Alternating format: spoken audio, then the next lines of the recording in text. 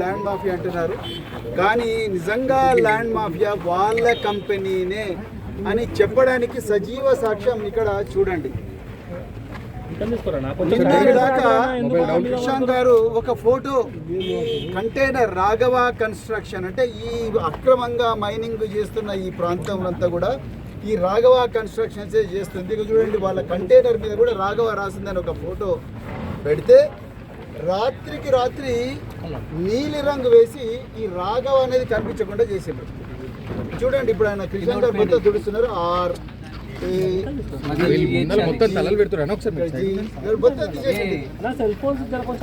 తెలంగాణలో ఫోరెన్సిక్ అధికారులు, లేకపోతే స్థానిక శంషాబాద్ పోలీసులు, లేకపోతే ఆర్జీఐఏ పోలీసులు, దయచేసి మీరు వచ్చి చూడండి.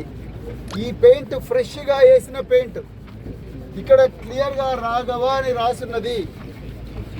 ఈరోజు మొత్తం కూడా పెయింట్ పడున్నది. అయ్యా పొంగులేటి శ్రీనివాసరెడ్డి గారు, మీరు తప్పు చేయకపోతే రాత్రి దీని రాఘవ మీద బ్లూ పెయింట్ నీలి రంగు కలర్ వేయాల్సిన అవసరం ఏమున్నది? ఈరోజు ఈ క్రషర్ బంద్ చేయాల్సిన అవసరం ఏమున్నది? మీ ఇక్కడ పనిచేసే ఎంప్లాయీస్ అందరూ పారిపోవాల్సిన అవసరం ఏమున్నది?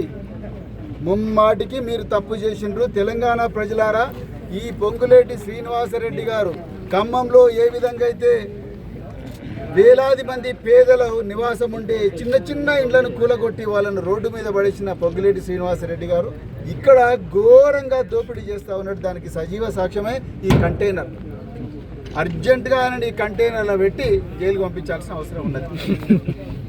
శ్రీనివాసరెడ్డి గారు, మీకు ఏ మాత్రం కూడా నైతిక విలువలున్నా అర్జెంటుగా మీరు రాజీనామా చెయ్యండి, లేకపోతే ఈ రాఘవ కన్స్ట్రక్షన్ అది కాదు, ఇది ప్రజలకు దారాదత్తం చేస్తుందని చెప్పండి.